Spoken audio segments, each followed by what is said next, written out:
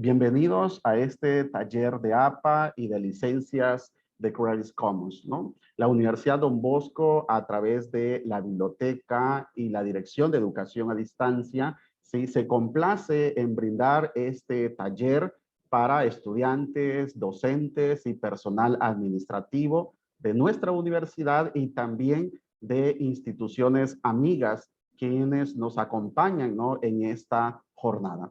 En este momento les voy a compartir pantalla para que podamos iniciar, ¿no? Con este taller.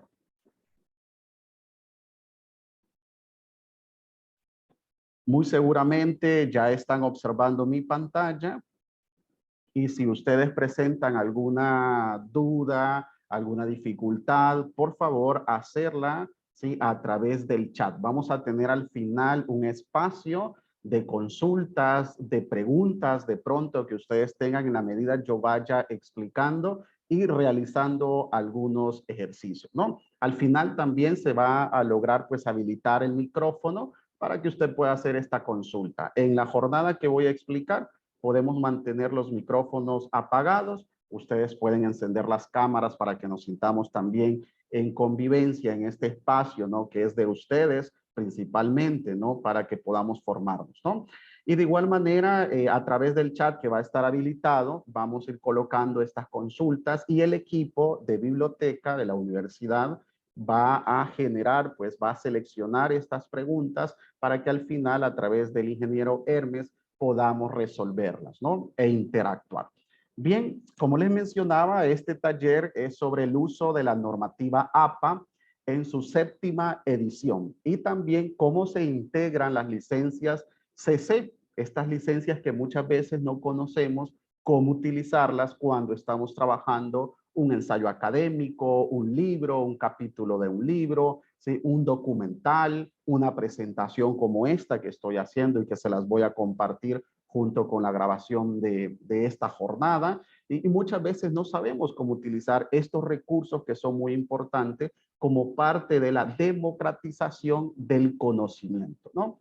Bien, vamos a dar unas generalidades sobre la normativa APA que son muy importantes, ¿no? Para que entendamos y contextualicemos dónde estamos ubicados y que a partir de acá podamos entender cómo se trabaja esta normativa en ciencias sociales y humanidades principalmente, ¿no? Bien, las normas APA, ¿sí? Vamos a mirar que son una serie de normas sólidas, pero también son rigurosas frente a estos estilos de publicación de escritos académicos. No solo es para artículos científicos o artículos académicos que muchas veces me han preguntado.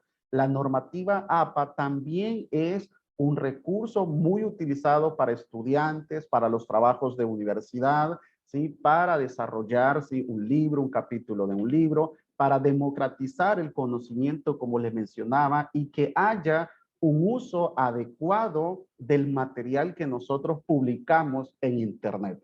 Y sobre todo, ahora con este tema de la pandemia, que hay mucha publicación digital y muy poca impresa, pues requerimos más conocer estos elementos para hacer uso adecuado de esta normativa en nuestros materiales digitales. Por lo tanto, aplica, ¿sí? Para cualquier material que yo quiera, ¿sí? Utilizar y colocar en Internet. Y también las licencias CC. Bien, el estilo APA en su última versión, en la séptima versión de APA, establece que se denominan pues un conjunto de pautas para una comunicación académica clara y precisa, porque nos ayuda cómo escribir, cómo citar, cómo deberíamos organizar nuestro texto académico. Y esto ayuda a los autores, quienes escribimos, quienes investigamos, no solo a los que ya tenemos cierta experiencia, sino también a los estudiantes, a los investigadores que están iniciando su carrera, ¿sí? Como investigador principal o investigador junior, y les ayuda también a elevar o alcanzar esa excelencia académica. Y no solo la excelencia académica está en la escritura adecuada, en la adecuación, la coherencia, en la cohesión. La escritura académica está en cómo yo puedo plantear bien la idea que el lector me va a entender y está adecuada al contexto del lector, pero de manera escrita, coherentemente, con las citas adecuadas, ¿sí? No generando ni similitud de información ni plagio académico. También es importante preguntarnos, ¿por qué usar el estilo APA? Podríamos utilizar Vancouver, podríamos utilizar Chicago, podríamos utilizar la IEEE, entre otros sistemas de citación. Pero particularmente, ¿por qué usar la normativa APA? ¿Sí? Porque proporciona, nos dice la misma institución de psicología americana, porque proporciona una base para una comunicación académica eficaz.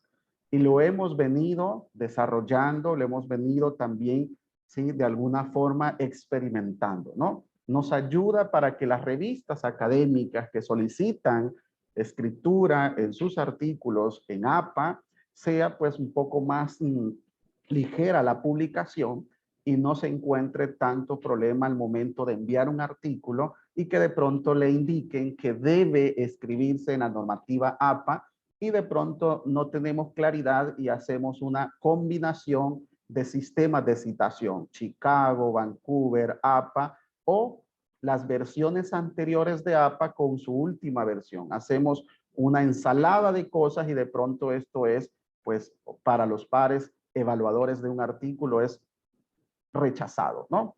Entonces es importante que la normativa APA, al utilizarla de manera clara, concisa, nos ayuda a organizar nuestro texto. Y ya lo vamos a mirar con ejemplos, cómo lograr esa organización de nuestros textos académicos. Pero también, ya que tenemos una buena cantidad de estudiantes de distintas carreras de nuestra universidad, el estilo APA también está para estudiantes. El mismo documento de APA en el 2020 escribió que los estudiantes que dominen la escritura académica desarrollan habilidades de pensamiento crítico, porque no solo es ir a copiar a un libro o ir a copiar a una base o a un sitio de internet y colocarlo en el documento. No solamente consiste en esto, sino en analizar, en profundizar, en hacer una inferencia de lo que yo estoy leyendo para adaptarlo a mi texto.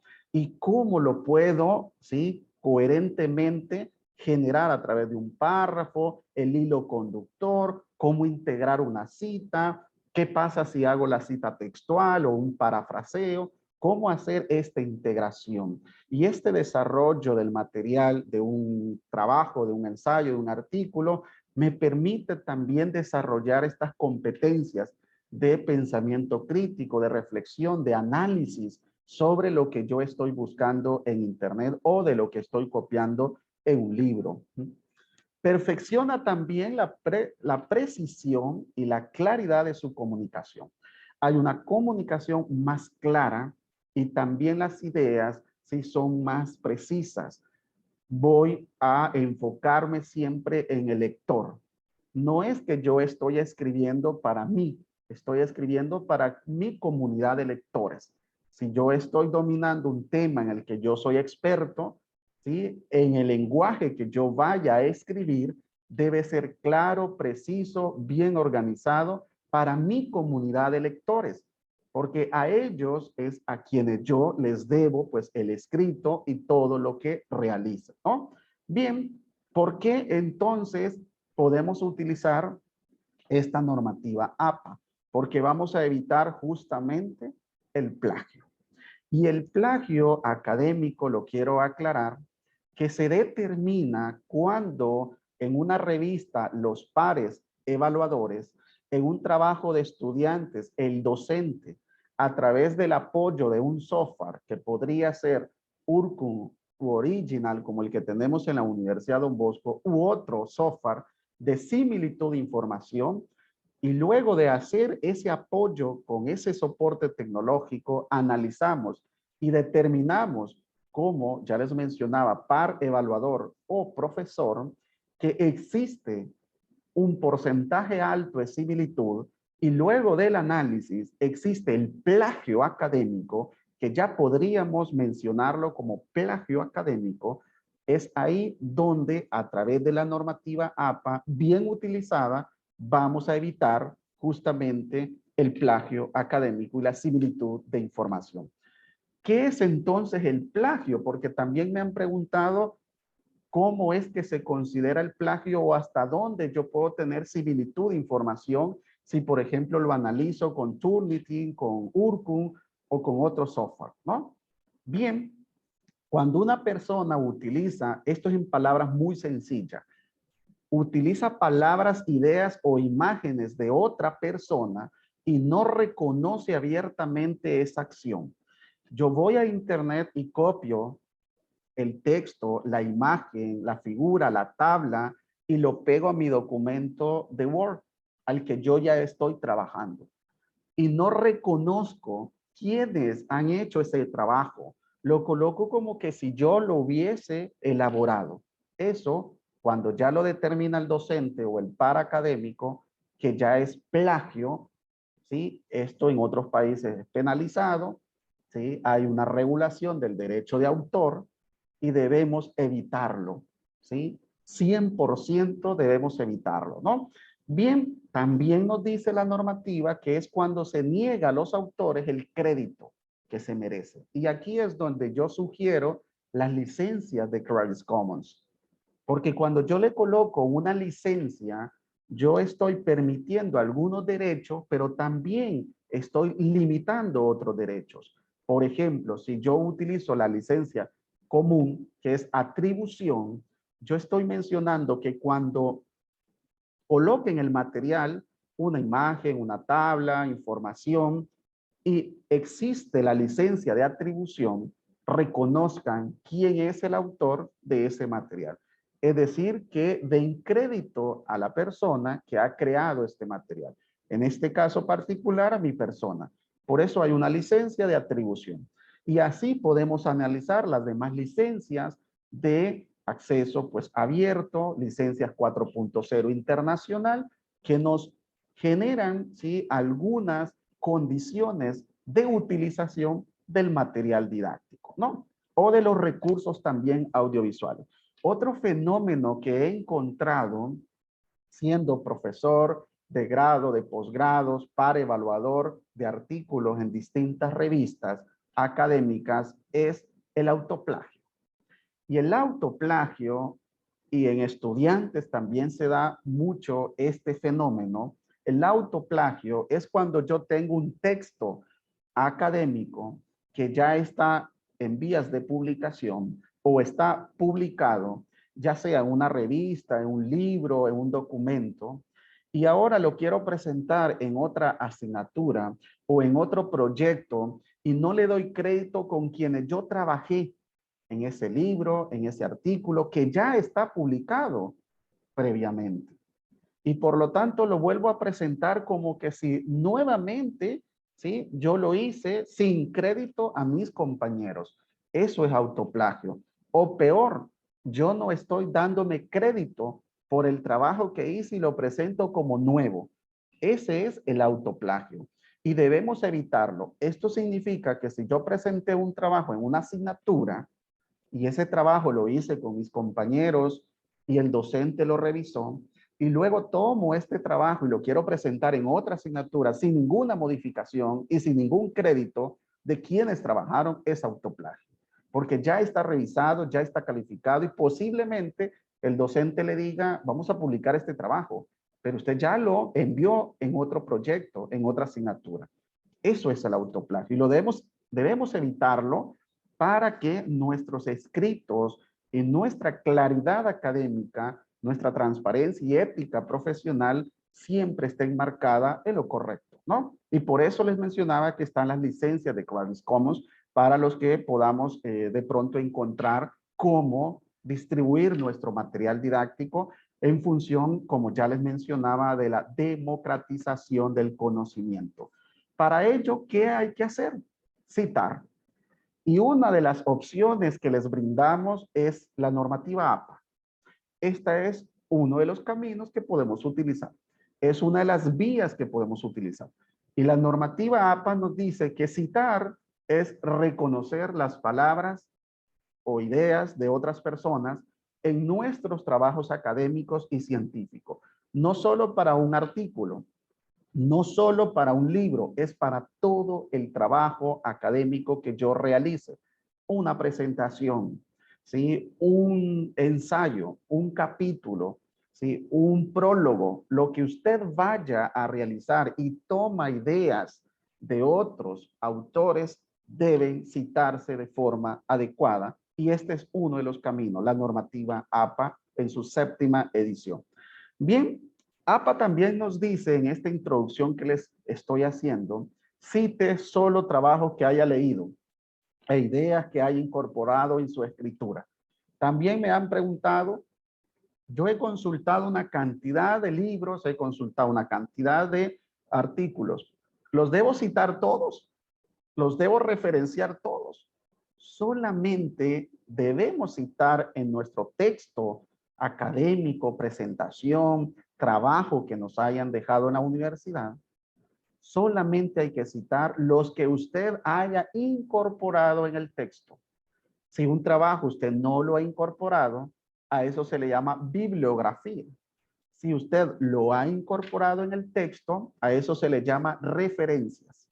Y solamente las referencias deben aparecer las que coincidan con los autores citados dentro del texto. Si yo cité 20 autores, 20 referencias deben aparecer abajo del artículo. Cite las fuentes primarias cuando sea posible. Yo no recomiendo en artículos, en tesis, que hayan citas secundarias, solamente las citas primarias.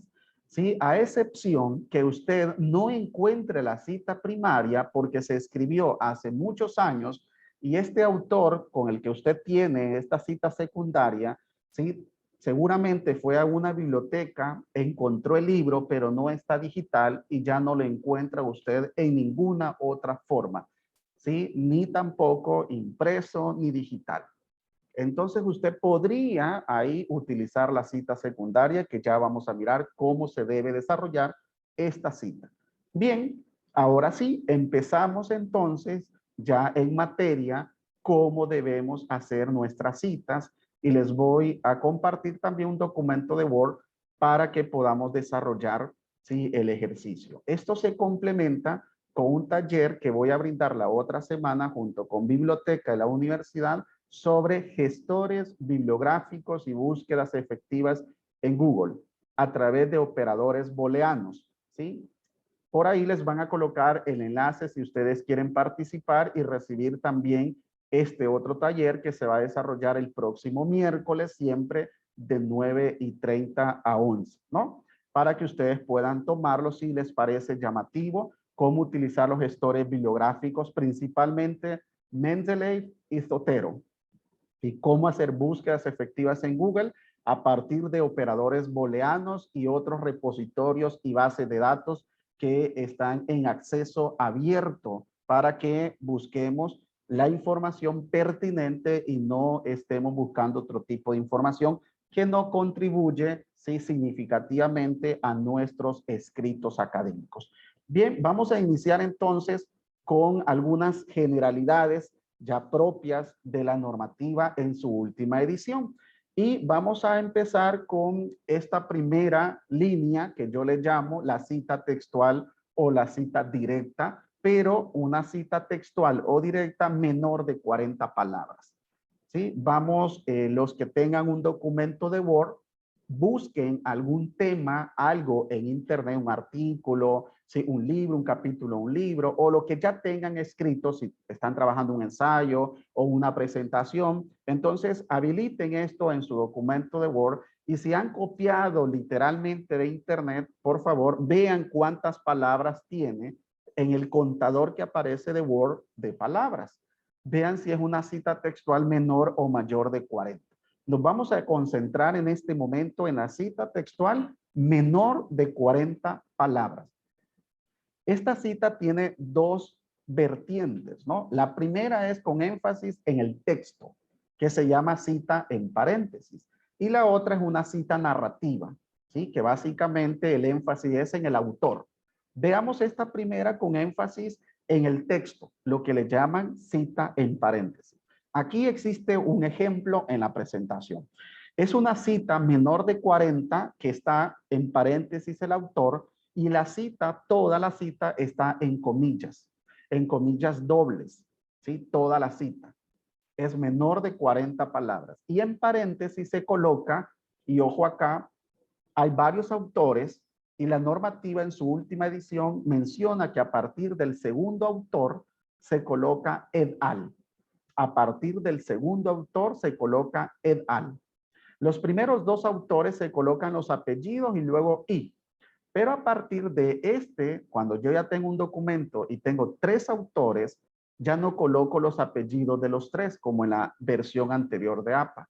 Solamente coloco el primer apellido y luego et al, que significa y otros. Está en latín y significa y otros.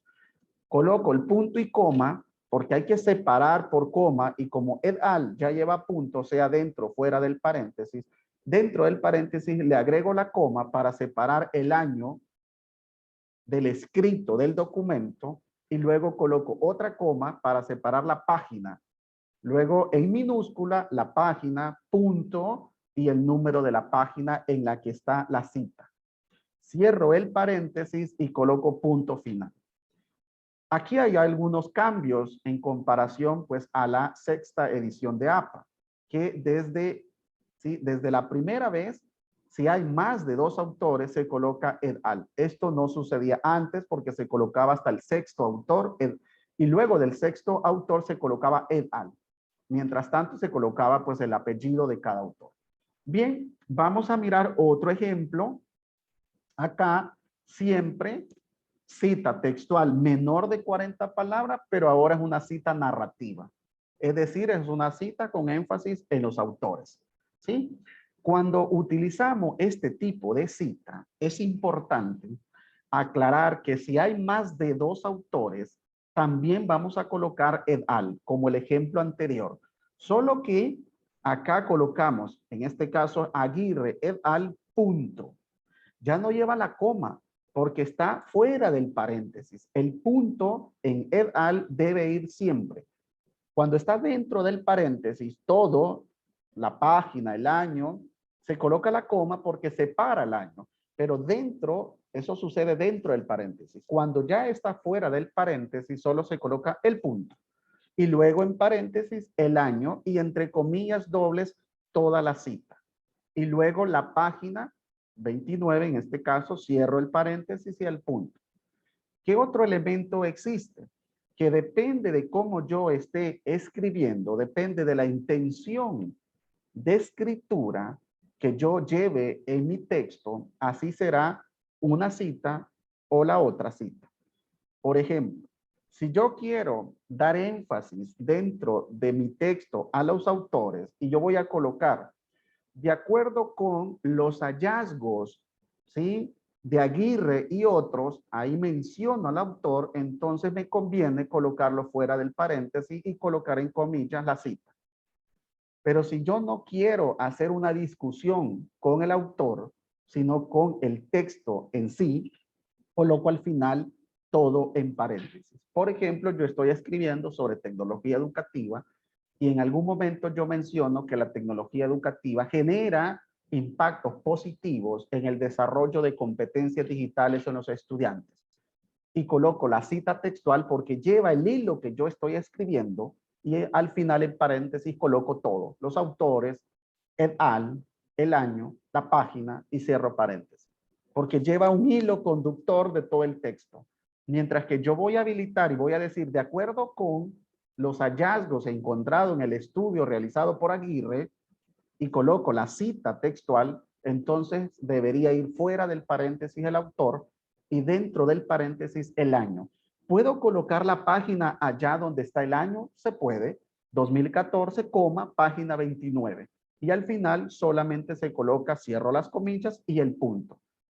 Esta es una forma de hacer la cita, ¿no? Aquí está otra, siempre menor de 40 palabras, pero ahora solamente con un autor. Cuando es un autor se coloca nada más el apellido, en paréntesis el año, que también se puede colocar el número de página, las comillas dobles, cierro el paréntesis con el número de página, que sería 10, y luego el punto, ¿no? Es decir, que se hace un paréntesis al final que podría también estar dentro del año 2016. Y con esto yo ya tengo también una cita narrativa. Podría colocar al final a Mengíbar, luego coma 2016, coma página punto 10. Sí, si mi intención es colocar dentro del texto la cita y no hacer énfasis en el autor, sino hacer énfasis dentro del texto, no mencionar a los autores, sino al texto en sí. Y ahí es donde yo empiezo a mirar qué es lo que más me conviene. Elaboro una cita textual con énfasis, ¿sí?, en el texto o con énfasis en los autores. ¿Sí? Bien, ¿cuándo se complica esto? Cuando la cita ya es mayor de 40 palabras. La normativa nos dice que cuando yo utilizo una cita en bloque, esto indica que es mayor de 40 palabras, debo colocarle sangría francesa a todo el bloque de 0.5 pulgadas o 1.27 centímetros a la izquierda. Esto es lo que indica la normativa, ¿no? Pero no solo existe este cambio, también la normativa nos dice que de igual manera existe una cita textual que yo puedo colocar al final en paréntesis o una cita con los autores, ¿sí? Una cita también con énfasis en los autores. Veamos el primer ejemplo con énfasis en el texto. Es una cita en paréntesis, ¿no? Se coloca todo el bloque con esa sangría francesa de 0.5 pulgadas, ¿sí?, a la izquierda y ya no lleva comillas. Ese es un primer cambio. El segundo es que una vez finalice el bloque, antes de habilitar los paréntesis, se coloca el punto final. Luego se habilitan los paréntesis y se coloca el apellido del autor. Si hay varios, es decir, a partir de este tercer autor que se incorpore, ya se coloca et al. No se coloca el apellido del tercero, sino et al. Significa y otros. El punto que siempre va acompañado de et al y la coma porque está dentro del paréntesis y debemos separar el año con comas. Luego, otra vez la coma para separar la página, punto, se coloca el número de la página y se cierra el paréntesis. El punto ya no se coloca porque ya está antes de habilitar los paréntesis. Esto nos dice la normativa, ¿no? Bien, también me han consultado si la cita textual o el bloque debe llevar punto menor en la fuente. No.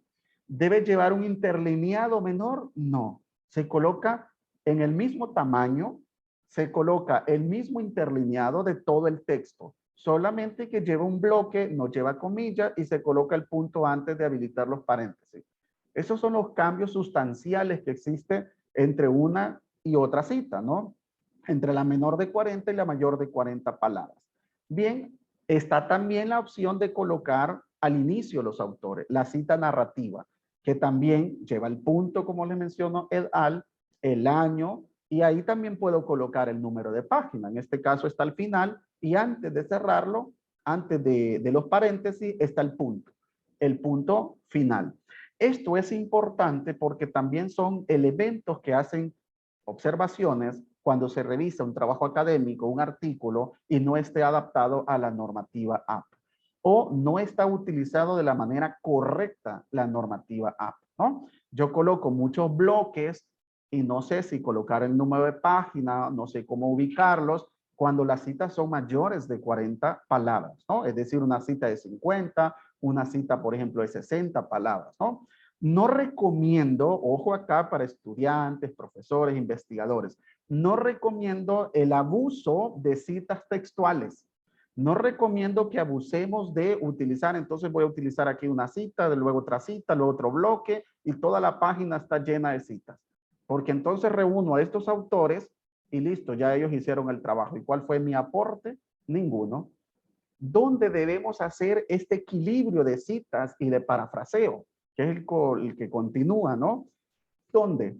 En la introducción de un artículo científico, que es importante, en la discusión de los resultados, donde yo empiezo pues un debate con los autores que he citado en la introducción y otros que he incorporado y que han encontrado similitudes con mi estudio o diferencias con mi estudio. Pero dentro de la estructura del artículo, si yo estoy escribiendo la metodología, no voy a colocar citas textuales para mencionar el diseño y el enfoque ¿sí?, de la investigación. Puedo hacer un parafraseo de los autores que respaldan mi enfoque de investigación y mi diseño de investigación.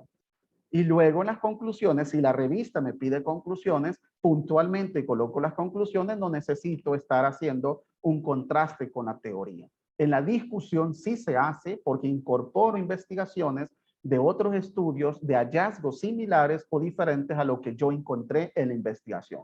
Y en la introducción, donde hago la construcción teórica y un poco el estado del arte de la situación que estoy abordando, sí lleva un apartado muy fuerte, teórico, de construcción a partir de autores, un poco los antecedentes de investigación y si es necesario colocar.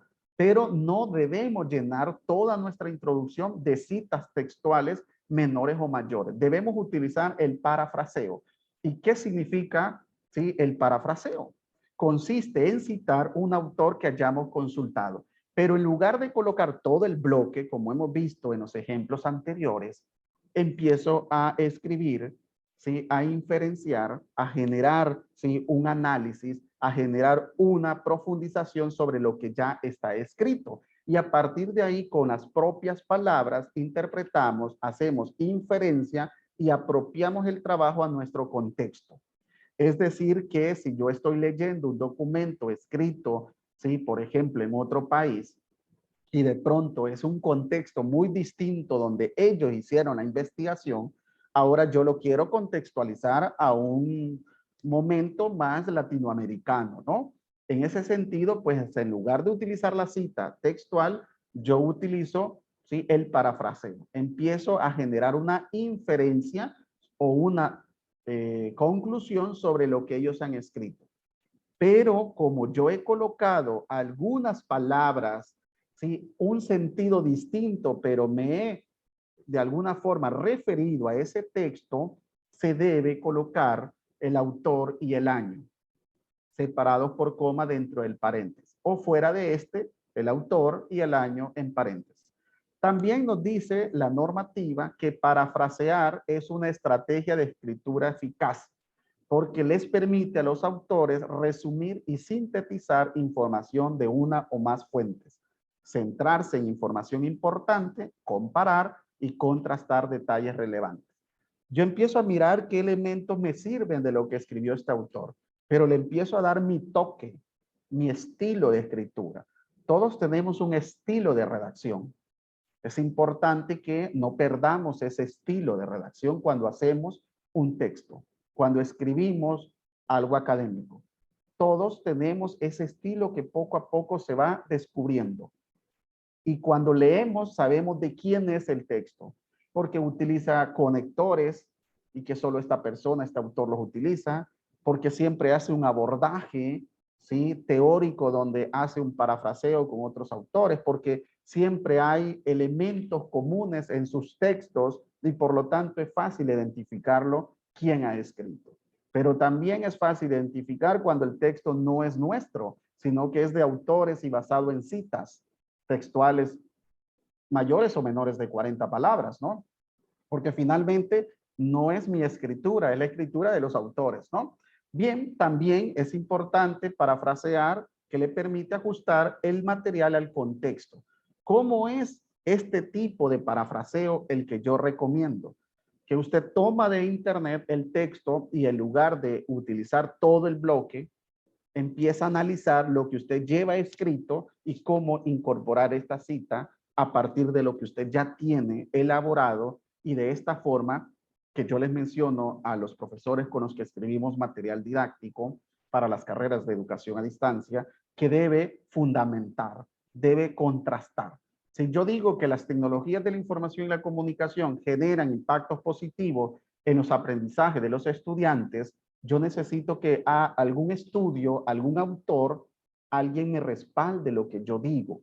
Por lo tanto, yo puedo ahí incorporar un parafraseo, hacer todo este análisis de que las tecnologías generan estas ventajas a partir de un estudio que yo he leído y ahí coloco el autor y el año. Básicamente es colocar en paréntesis, si hago con énfasis en el texto, coloco en paréntesis el apellido del autor o et al, si son varios, y luego el año. No lleva comillas, no lleva bloque sangría francesa, tampoco se debe colocar el punto antes de habilitar los paréntesis. Se coloca al final. Solo se le agrega en paréntesis el apellido y el año, en el caso fuese una cita con énfasis en el texto. Si es con énfasis en los autores, se coloca arriba el autor y luego en paréntesis el año y toda la cita, en este caso el parafraseo, ¿no? Ahora viene otro fenómeno también que me han consultado, cita de cita. ¿Cuándo utilizar una cita secundaria? En los artículos, en las revistas, nos dicen que utilicemos lo menos posible las citas secundarias. En nuestras tesis nos dicen no citen, ¿sí? Aquellas fuentes secundarias. ¿Por qué? Primero, porque el autor, cuando yo estoy leyendo, en este caso que estoy leyendo a Rodríguez 2011 y que quiero hacer referencia a Guzmán, que Rodríguez ha citado a Guzmán en el texto, pero yo no tengo a Guzmán, sino que tengo a Rodríguez del 2011, ya Rodríguez hizo una interpretación de lo que Guzmán escribió. Y cuando yo tome a Guzmán dentro de Rodríguez, voy a hacer otra interpretación. Es posible que lo que ya escribió Guzmán en el texto que ha citado Rodríguez ya no sea el mismo que yo estoy tomando, porque yo estoy haciendo otra interpretación. La calidad, la veracidad posiblemente ya no existe ahí. Entonces, lo recomendable es buscar la cita primaria en las referencias de Rodríguez. Si yo lo encuentro, perfecto. Si no encuentro a Guzmán en la referencia de Rodríguez porque es un libro y este libro no está digital, está en una biblioteca en París y no voy a ir hasta allá para mirar ese libro y tomarlo como prestado, ¿no? No podría. Entonces, sí es importante incorporarlo en mi texto porque le va a dar, ¿sí? Ese toque que estoy buscando con el autor, entonces podría evaluar e incorporar la cita secundaria. De lo contrario, busque otro estudio que hable algo similar para que pueda incorporar pues esa fuente. Si en el caso primero lo utiliza, serían dos formas de hacerlo. La primera es Guzmán 2010 citado por Rodríguez, es el texto que yo tengo y luego se escribe todo. Si es textual lo que voy a tomar, se coloca el número de páginas separado por la coma en el año. La otra forma es esta, para Guzmán 2010, si lleva páginas se coloca, citado por Rodríguez 2011, es decir, todo en paréntesis. Expresa qué y se coloca el texto. No es recomendable, ojo acá, porque se pierde lo que realmente está escribiendo Guzmán y que Rodríguez posiblemente no lo citó textualmente, sino que hizo un parafraseo, hizo una inferencia o una deducción de lo que Guzmán escribió, pero no tenemos el texto de Guzmán, ¿no? Bien, ahora quiero mencionarles algunos elementos y me voy a ir al documento de Word que tengo por acá como ejemplo, ¿no? Cuando usted vaya a escribir, es importante que prepare su documento de Word. Este es una introducción que voy a hacer al documento. Aquí tengo Office 365. Es posible que usted tenga otros formatos y podamos ir colocando en común algunos aspectos, ¿no? Si usted ya tiene un documento de Word habilitado, ¿sí? Sigamos estas indicaciones para que vea el ejemplo de manera concreta, ¿no? Bien, ¿qué nos dice la normativa? Que ahora podemos tener familias de tipografías, ¿sí? Mucho más amplias que hace, pues, unos 3 años cuando estaba la versión sexta, ¿no? Ahora nos indica la normativa que podemos tener un grupo de tipografías conocidas como sans serif. Y dentro de la sans serif que está el trabajo en línea, que también se conocen como palo seco, se encuentra Calibri 11 puntos, Arial 10 puntos, Lúcida 10 puntos. Es decir que debido a esta transformación digital que estamos viviendo, la normativa ya no solo solicita Times New Roman 12 como antes, que es una tipografía serif de trabajos para imprenta. Ahora utilizamos la familia de Times New Roman y también la familia de Calibri, Georgia, Arial, Lúcida. Entonces, cuando usted ya conoce que puede utilizar este tipo de tipografía, no se sorprenda cuando la revista le pida o el trabajo académico que debe entregar ya no es en Times New Roman, pero le están pidiendo APA, porque APA ya abrió esas posibilidades, ¿no? Bien, indicaciones generales. Nivel 1, la normativa nos dice que el título debería ir al centro.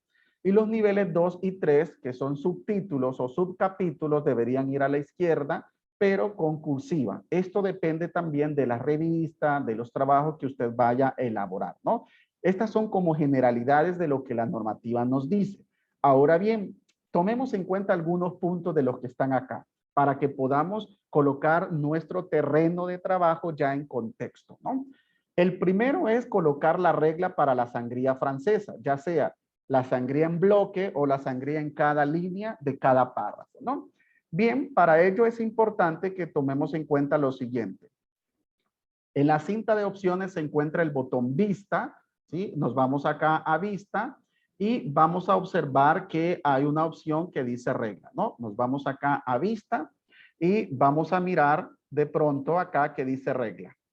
Esto lo debemos tener seleccionado para tener una idea de cómo debería ir nuestro texto, ¿sí? Es decir, la sangría francesa hacia la izquierda de 0.5 pulgadas y cómo colocarla de manera automática.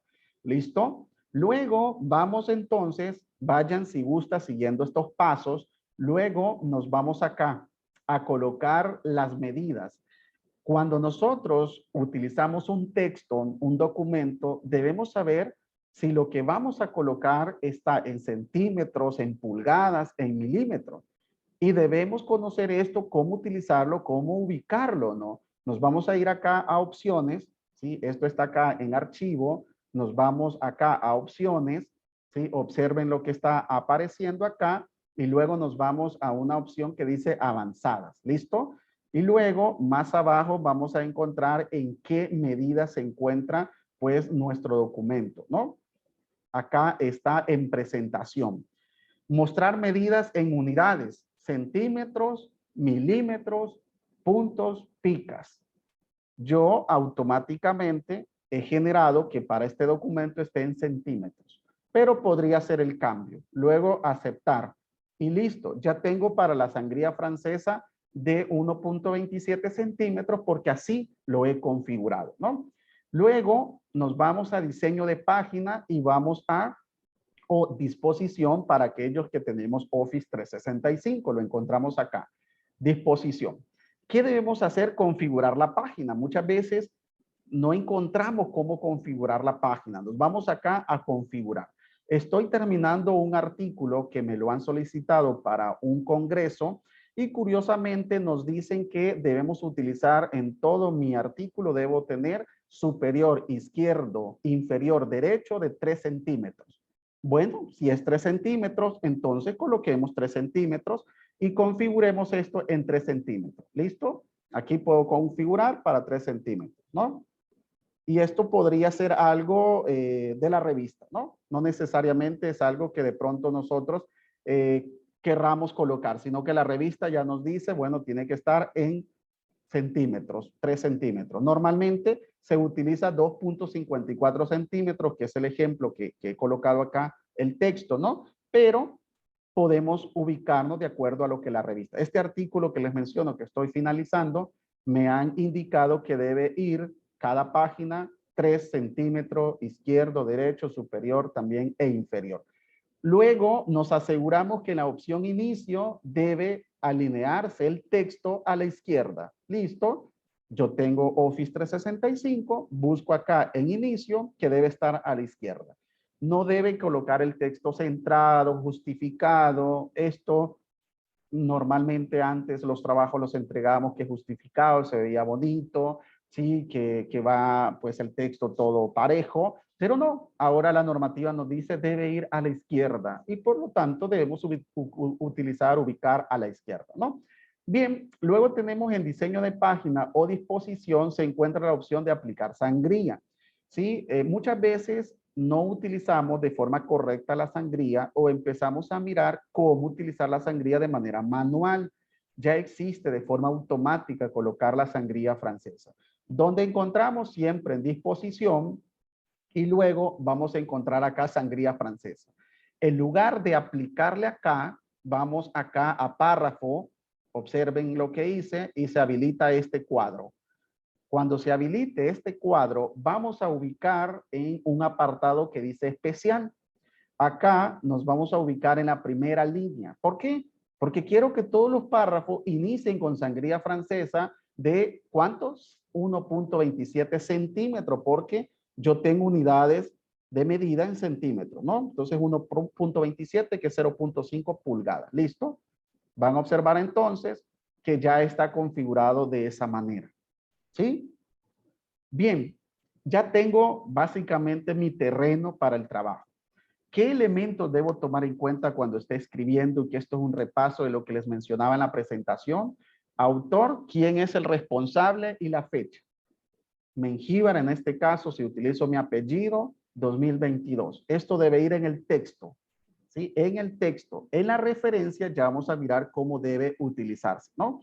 Y aquí en este ejercicio también hay un ejemplo de cita textual menor de 40 palabras. Acá está un ejemplo con mi apellido, ¿sí? En comillas dobles, la cita, el número de página, solamente es un autor, el año en paréntesis y listo, ¿no? Luego aquí está otro, ¿sí? Que es una cita mayor. Como les mencionaba, esto tiene una sangría francesa de 1.27. ¿Cómo logro mirar esto? Si ustedes observan acá, es sombreado todo el texto.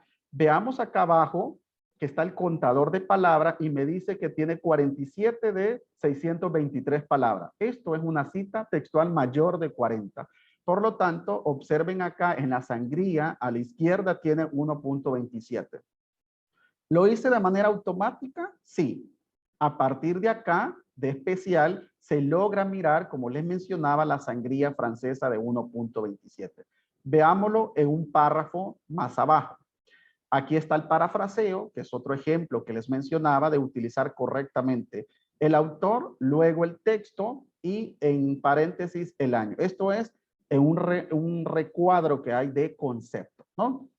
Aquí está la tabla, ¿sí? Esto lo voy a conectar con la presentación, pero ya de manera concreta, ¿no?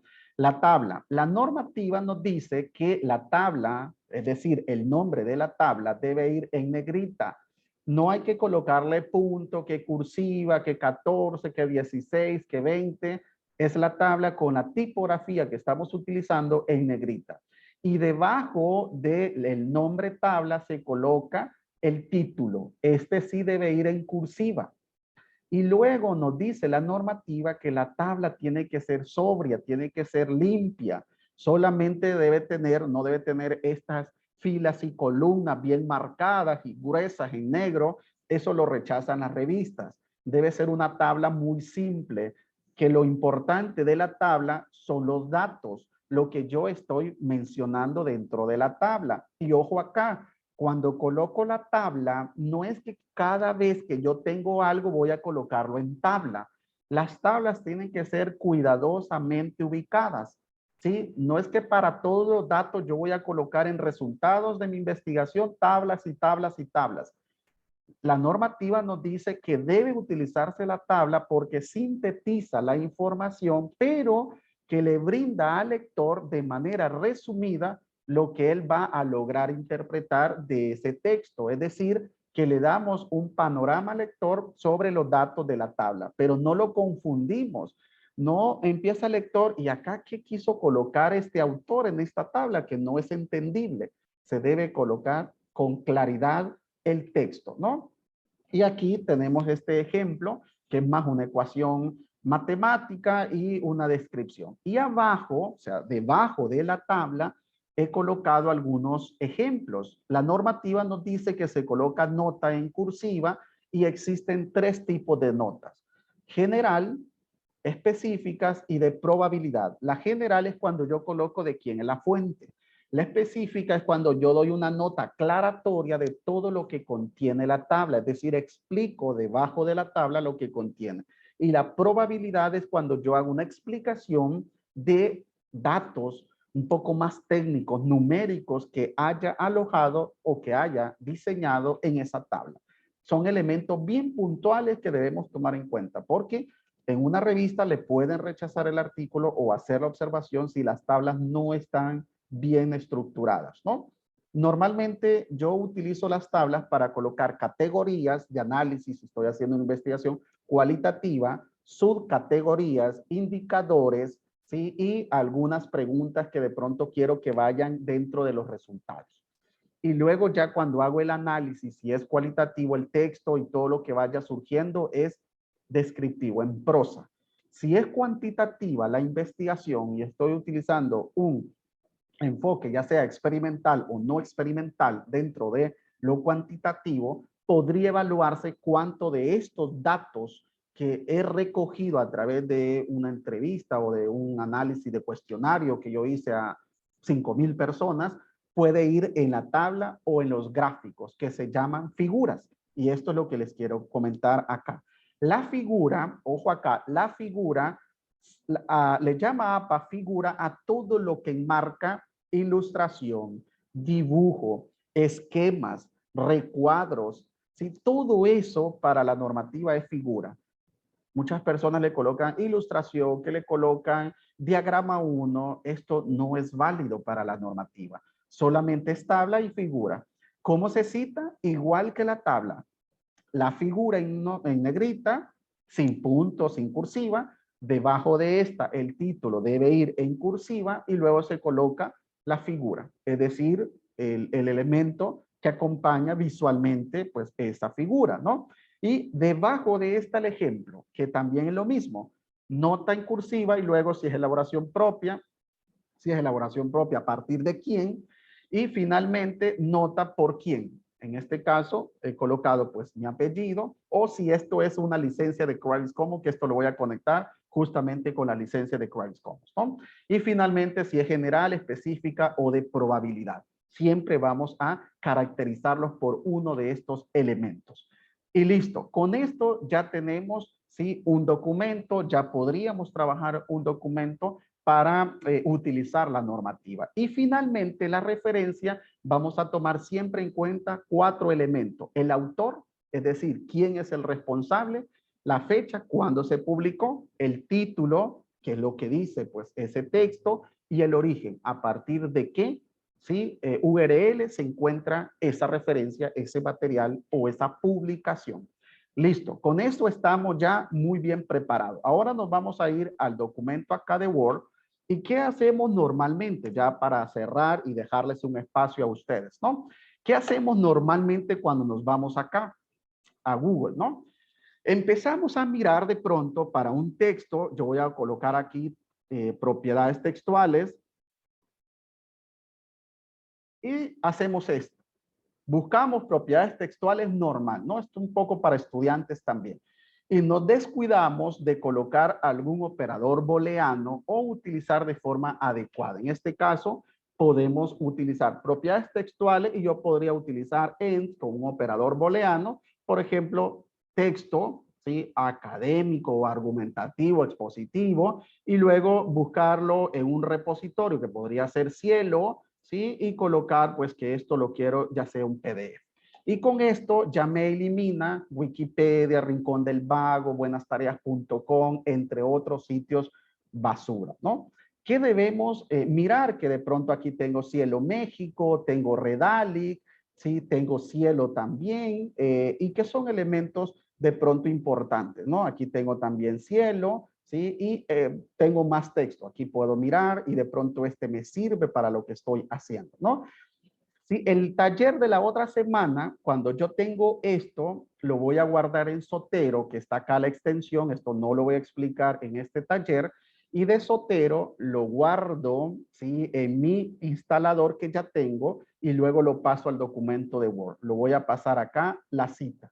Esto lo voy a brindar en el otro taller. Cómo incorporar Zotero y Mendeley a un documento de Word, ¿sí? Para generar pues una cita, ya sea parafraseo, cita textual menor o mayor de 40 palabras, y cómo generar automáticamente las referencias dentro del documento. ¿Listo? Bien, lo importante es que ya encontré un texto para que ustedes puedan observarlo y acá podemos ver algunas características de este texto, ¿no? Normalmente en los artículos, en la parte de abajo, muchas veces le colocan el tipo de licencia que tienen. Observen acá, tiene una licencia, ¿sí? ¿Qué significa esto? que nos lleva pues al sitio que les quiero compartir de licencias de Creative Commons. Estas licencias que están acá las debemos utilizar para todo. Un video, una imagen, ¿sí? Una infografía, un póster académico, una presentación en PPT, ¿sí? Cualquier recurso que esté utilizando, deberíamos utilizar una licencia CC. ¿Sí? Aquí está pues la declaración de esta licencia de cómo debería utilizarse para que nosotros tengamos en mente pues qué implica utilizar una licencia de Creative Commons. ¿Cómo yo puedo descargar la licencia de Creative Commons? Desde este sitio que me gusta mucho mostrárselos, que es licencia de Colombia, por acá se los quiero mostrar. Vamos a colocar acá Colombia, debido a que nos da la opción de descargarlas. Acá está este tipo de sitios. Luego nos vamos a licencias acá y observemos las que existen. Atribución, atribución sin derivar, atribución no comercial sin derivar, atribución no comercial, compartir igual, atribución compartir igual. ¿Cómo yo logro obtener esta licencia? A través de este clip. Se descarga en PNG, es decir, transparente, la descargo y lo coloco en mi material. Luego de esto hago énfasis a qué sitio está la licencia, es decir, copio el enlace, como está en el ejemplo que les mostraba de este artículo. Le han colocado un hipervínculo a la licencia y nos lleva al sitio de licencia donde se explica más sobre esa licencia. Y esto nos permite que los demás nos den créditos, pero también nosotros compartimos abiertamente el material, es decir, es de acceso libre, con esas excepciones de que nos deben reconocer, sí, como autores. Listo, y esto mismo se aplica, lo mismo voy a hacer acá para una imagen. Por ejemplo, siempre vámonos al buscador más grande, que es Google, y listo, voy a utilizar acá tecnología educativa, pero ahora me voy a ir a imágenes y voy a utilizar un filtro de Google que muchas veces desconocemos. Sí, comúnmente nos vamos a Google, utilizamos esto y descargamos cualquier imagen de las que está acá. Eso no deberíamos hacerlo, ¿sí? Porque no sabemos si tienen derechos de autor. ¿Cómo podríamos hacerlo? Nos vamos a esta opción que dice herramientas y luego nos vamos a derechos de uso y seleccionamos las licencias de CC. Quitamos lo que dice todo y nos vamos a esta opción de Google y listo. Acá ya tengo yo todas las imágenes son de acceso libre o de Creative Commons, ¿no? ¿Cómo yo sé que esto es así? Le doy clic a una imagen, luego me voy acá a visitar y observen a qué sitio me llevó. A un sitio que se llama PX Here, que es un sitio de imágenes, pues dentro de las comillas, gratuito, ¿no? Pero tiene, sí, su licencia de CC. ¿Qué dice acá? Dominio público, gratis para uso personal y comercial, que no se requiere atribución. ¿Y qué es atribución? La primera licencia que está acá de atribución. Quiere decir que la imagen no pide, ¿sí?, que se le coloque el crédito. ¿Quién elaboró esa imagen?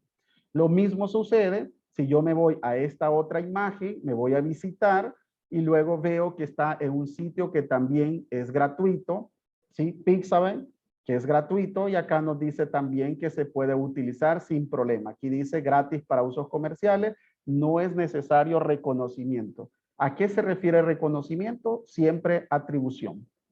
Y con esto ya tenemos insumos para empezar a mirar y hacer curación de contenido, tanto en una base como un repositorio o catálogo y también con una imagen. Listo, me quedo hasta acá para escuchar, pues si hay consultas, preguntas de pronto, ¿no? ¿Sí? Gracias por permanecer, ¿no?, en este espacio. Quedo pendiente si de pronto hay consultas, si hay preguntas a través del ingeniero Herbert, que nos estaría pues apoyando también con la moderación, ¿no? Gracias, estimado Eduardo Mengíbar. Vamos a dar lectura a las preguntas que se han colocado en el chat. Ok, perfecto, adelante. La primera, ¿daría lo mismo utilizar comillas latinas o españolas? Ok, bien interesante también esto. Yo recomiendo que si la normativa APA nos dice que utilicemos pues estas comillas dobles, debemos tener cuidado con el tipo de comillas, porque también hay en versiones muy antiguas un tipo de comillas que incluso se colocan hasta como la parte izquierda y otros que van hacia la derecha y utilizar correctamente. He visto algunos textos que van comillas simples, por ejemplo, pero esto lo dice la normativa que cuando es una nota que aclara un concepto o una palabra dentro de las comillas dobles, se puede colocar las comillas simples para aclarar esa palabra o ese concepto. Normalmente utilizamos, si nos vamos a una versión latina, podemos utilizar las comillas siempre y cuando estas en la versión más reciente tenga las comillas con orientación hacia la izquierda y no al contrario, como muchas veces nos aparecen las tildes, ¿no? Que colocamos una palabra aguda, por ejemplo, y la tilde está, ¿sí? Lo contrario, o sea, es decir, con orientación hacia la derecha y no hacia la izquierda. Eso es lo que yo podría recomendarle. Siguiente consulta. ¿Debemos siempre trabajar con la última edición de APA? ¿Es obligatorio? ¿Cuál es la mejor edición APA para un trabajo de investigación? Para un trabajo de investigación es la última edición la que yo podría recomendar. Si esto lo va a enviar a una revista, es importante ver lo que la revista le solicite. Si es última edición, por ejemplo, este que les estoy mencionando, que estoy trabajando, me piden que sea la última edición de APA. Pero hay revistas académicas que aún están en la sexta edición de APA. Por lo tanto, hay que adecuarse al estilo que la revista pide. Si es un trabajo, si es una tesis, ya sea de maestría o doctorado, yo le sugiero que utilice la última edición de APA, porque esta última edición pues trae algunos cambios en comparación a la sexta y muy seguramente va a tener algunos 10 años de duración, ¿no? Para que también su tesis o lo que haya escrito esté pues más actualizado, ¿no? Otra consulta en cuanto al parafraseo. ¿Y si son más autores? También, si son más autores, se coloca et al. Lo único que no lleva número de página, sino que el año se puede colocar. Si es un documento con 2 autores, los 2 apellidos y listo. Y luego el año. Si son 3, 4, 5, 6, 7 o más autores, desde el primer apellido puede colocar, por ejemplo, Mengíbar et al. Si está dentro del paréntesis, punto, coma y el año. Si está fuera del paréntesis, et al, punto y en paréntesis el año. Y listo. Es un Otra parafraseo. consulta. ¿Cómo se puede citar si faltan elementos como el año, no hay número de página porque es un artículo web o el autor es una organización? Excelente también pregunta. Si es una organización de reconocimiento, Banco Mundial, Fondo Monetario Internacional, ¿sí? La ONU, la UNESCO, la OEI, la OEA, entre otros organismos importantes que abordan diferentes temas, se coloca la institución. Se puede colocar la UNESCO si es el sitio de la UNESCO, la ONU, el Banco Mundial, etcétera, ¿no? Todos estos organismos que mencioné, entre otros, ¿sí? Si no hay número de página, no recomiendo que vaya a colocar algo textual. O la normativa nos da una excepción de poner número de párrafo. Si yo estoy dentro de un HTML y no hay número de página, se coloca el párrafo en el que yo estoy tomando eso de manera textual, es decir, párrafo 20, párrafo 10 y se coloca parf, es decir, P tilde y luego RR para que vaya correctamente citado. No se coloca párrafo, se coloca parf, ¿sí? Y luego el punto y el número del párrafo. Si no lleva fecha, por ejemplo, yo estoy en un HTML, no tiene fecha, y quiero utilizarlo y es de un sitio confiable, se coloca SF en paréntesis, S en minúscula, punto F en minúscula. Eso significa sin fecha. Otra consulta. Para un estudio considerado con rigor académico científico, ¿cuántos parafraseos o citas externas deben ser aplicadas para no caer en una sola repetición de otros autores y no la generación de nuevos conocimientos? Muy bien, es importante ahí el llevar un equilibrio entre los autores externos que yo estoy utilizando. Si es una investigación, por ejemplo, una tesis de maestría o una tesis doctoral, la construcción del marco teórico, el estado del arte, la introducción, debe existir pues una incorporación de varias fuentes, ¿no? Ya sean primarias, que sería lo más recomendable, y tal vez algunas secundarias que sería pues de evaluarlo, ¿no? Pero en esa construcción sí hay una integración de varios autores que fundamentan que haya antecedentes de la investigación sobre el objeto de estudio que yo estoy investigando, ¿no? En ese sentido, es importante que dependiendo de la magnitud, ya sean 30, 40 páginas de marco teórico, pues dentro de eso, evaluar cuántos autores yo he venido incorporando. No recomiendo ir citando el mismo autor en cada párrafo, porque sí lo he visto también, que citan el mismo autor en un párrafo, luego otra vez en ese autor aparece en la siguiente página. Yo particularmente no me gusta repetir a los autores porque hay demasiados estudios, en este caso que yo abordo innovación y tecnología educativa, hay demasiados estudios sobre tecnología educativa como para repetir al mismo autor, ¿no? Entonces, trato de buscar muchos estudios recientes, es decir, que no sean mayores de 5 años como máximo, y utilizarlos, pues, los del 2017, 18 para acá, ¿no? Y dependerá, pues, de esa magnitud, ¿no? No le podría dar un número exacto, pero depende de cómo usted lleva esa construcción. Si son 20, 30 páginas. Normalmente un artículo científico para una revista académica le piden entre 15 y 20 páginas, sí, de Word, sí, incluyendo hasta las referencias, y en referencias normalmente se colocan pues 25, 30 referencias, ¿no? Sí hay algunas investigaciones que piden hasta 40, 50 referencias, pero entre estos van las citas textuales, los parafraseos y el listado de referencias completa al final del artículo. ¿Cómo saber cuándo es una cita secundaria? Muy bien, excelente. En una cita secundaria la vamos a determinar cuando el autor, por ejemplo, yo estoy en un texto, como le mencionaba, de Rodríguez, 2011, y Rodríguez dice, bueno, en el estudio, sí, elaborado por Rodríguez, perdón, por Guzmán sería, que es el anterior, por Guzmán, en el 2010, y coloca en el 2010, dice esto y menciona los hallazgos, por ejemplo. Y lo que dice Rodríguez de Guzmán a mí me interesa. Ahí ya identifiqué que no es una cita de Rodríguez, sino de Guzmán, porque Rodríguez hizo énfasis en Guzmán. Obviamente, como está mencionando a Guzmán, lo que está diciendo de Guzmán es un parafraseo o puede ser una cita textual, pero de Guzmán.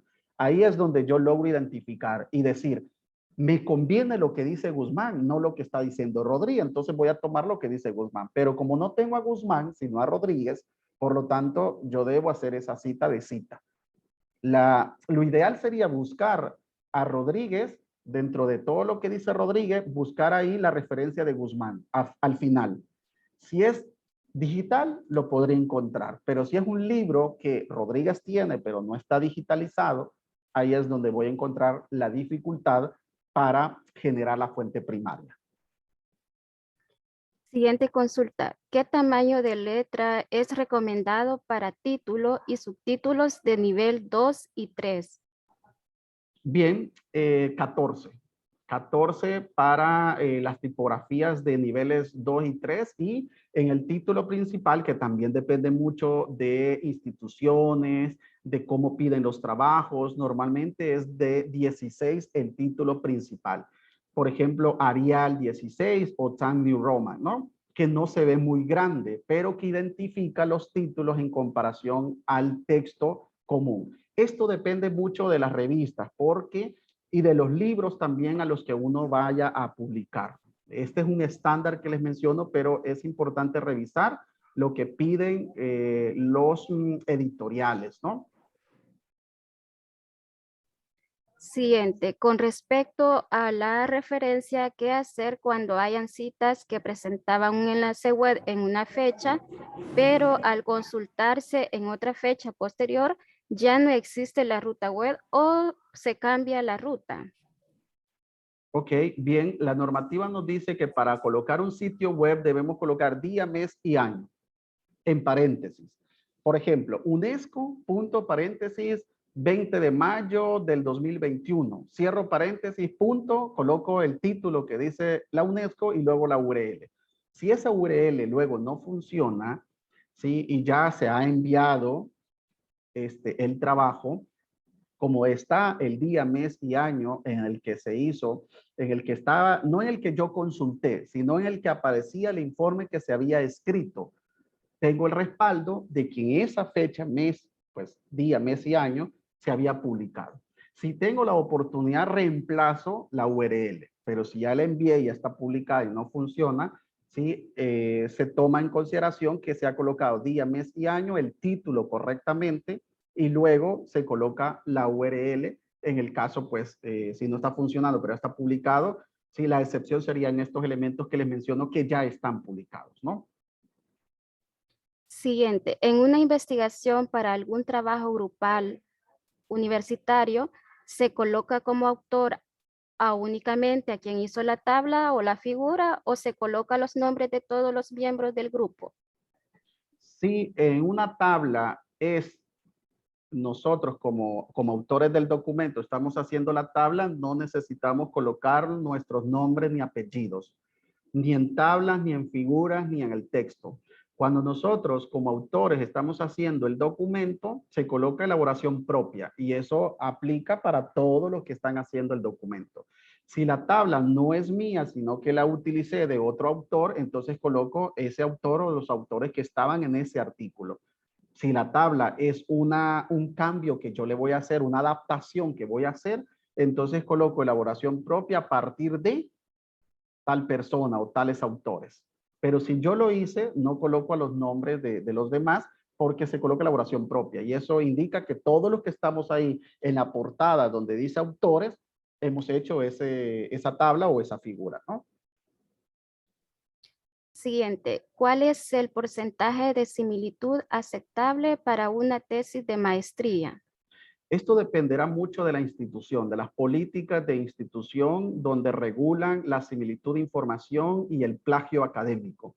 Pero en un estándar, que lo hemos visto también en las capacitaciones que hemos recibido de los proveedores de Original, sí, existe un margen en algunas instituciones del 7 al 10% de similitud. En otras, dependiendo del análisis, podría considerarse hasta un 15%, pero no se espera una similitud alta, ¿sí? En trabajos de investigación, porque hay que mirar muy bien si esto fue producto de un plagio como tal o si hay muchas fuentes que coinciden y por eso se eleva el porcentaje de similitud, pero que en realidad no es plagio académico. Eso se debe evaluar con el asesor o el profesor o el que está orientando esa investigación y obviamente tomando lo que la institución indica como porcentaje dentro de sus políticas, ¿no? En relación a las licencias, ¿cuál es el tipo de licencia más utilizada en documentos? Por ejemplo, si realizo una práctica de TIC que quisiera compartir. Muy bien, se las voy a compartir para que observen acá que no es cerrado. La licencia más común y la que yo también utilizo bastante es esta que está acá. De atribución no comercial, compartir igual. Esta es la que yo utilizo más. ¿Qué indica? La primera indica que hay que darle un crédito a la persona que elaboró ese trabajo. Segundo, no debemos comercializar el trabajo.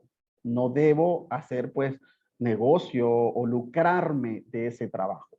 Y tercero, compartir igual. Enviar la obra, ¿sí? De manera como yo la he venido trabajando. Esta es la licencia que también ustedes van a utilizar o van a encontrar bastante y que podrían utilizar dentro de sus trabajos. La presentación que tengo en la que les estaba mostrando de APA es esta la que tengo al final de la presentación para que ustedes puedan observarla cuando se les envíe el material junto con la grabación, ¿no?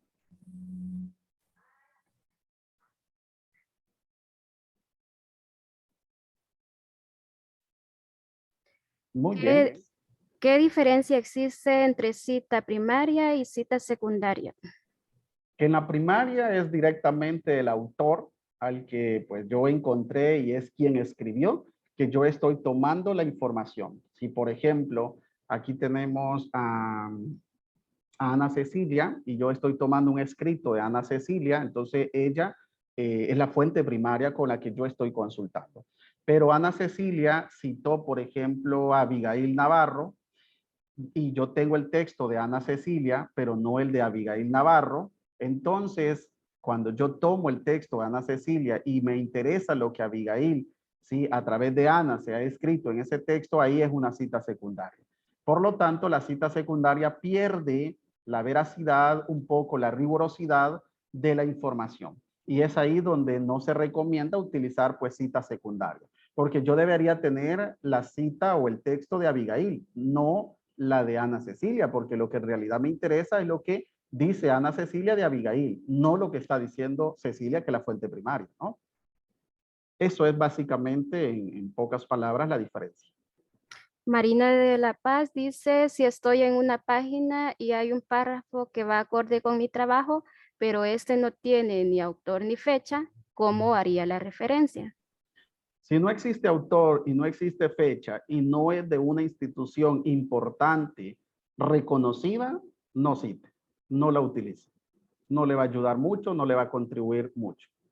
Debe un sitio importante, reconocido, tiene su nombre, obviamente tiene su prestigio y puede utilizar información. Pero si este no es un sitio, no tiene autor, no tiene fecha, hay que utilizar uno que sí lo tenga porque podría ser la observación, ¿no? Ya sea el profesor o el investigador o el para evaluador de un artículo. Siguiente consulta, ¿existe algún cambio en la forma de citar si el material no está en el idioma original? ¿Debe añadirse el traductor o una especificación de que fue traducida? En algunos artículos, porque me ha pasado a mí, en algunos artículos, algunas revistas sí solicitan que se haga la traducción al español, al idioma en el que está la revista. En otros, uno puede dejar ¿sí? el texto en el idioma, si es un concepto, en el idioma en el que encontró. En este caso, el más común es inglés. Pero esto depende también de la revista. Yo he tenido la experiencia de colocar el texto como tal en inglés y en otros me han pedido la traducción. ¿Sí? Y en la traducción hacerlo de manera correcta, es decir, fielmente como indica, ¿no? Otro elemento importante, si ustedes encuentran un error y están citando textualmente esto de internet, de un libro, de un ensayo, debemos colocar en paréntesis SIC, S-I-C. ¿Qué significa? Así se encontró, así estaba, que es en latín, con el error, porque no hay que modificarle nada a la cita textual, debe colocarse como estaba. Entonces se hace la aclaración de poner SIC, S-I-C, que significa y así estaba, así se encontró, que no se modifica, ¿no? Carol Mireya dice que nos hace una sugerencia que sé que el énfasis es en APA, pero podría brindarnos información del estilo Vancouver. Ok, bien, me he venido especializando desde hace más o menos unos 10 años en APA.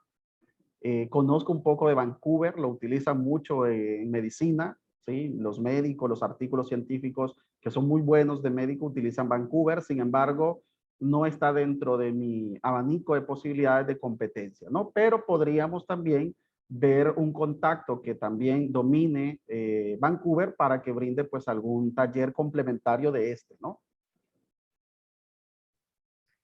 Siguiente consulta, la editorial de publicación, el título del libro o artículo y la ubicación de donde se ha solicitado, por ejemplo, una biblioteca o repositorio digital, ¿son necesarias incluirlas en la cita o van implícitas en el enlace URL?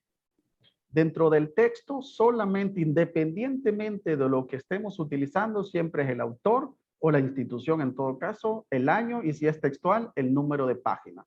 Y abajo, en las referencias, yo a través de Zotero, que así es como he hecho artículos, la tesis de la maestría, la tesis del doctorado, todo ha sido con Zotero y eso es lo que les quiero mostrar el otro taller.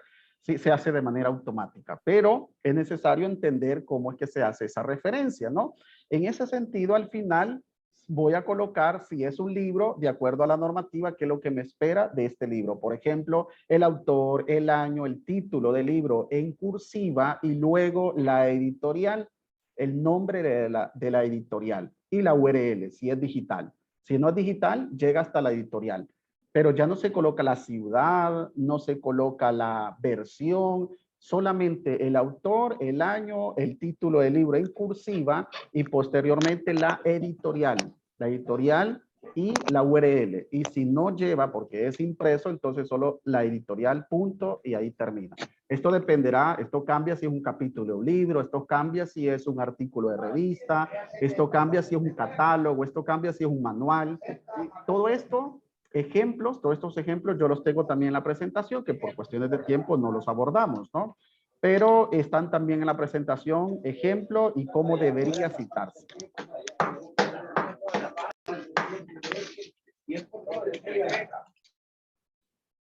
Muy bien.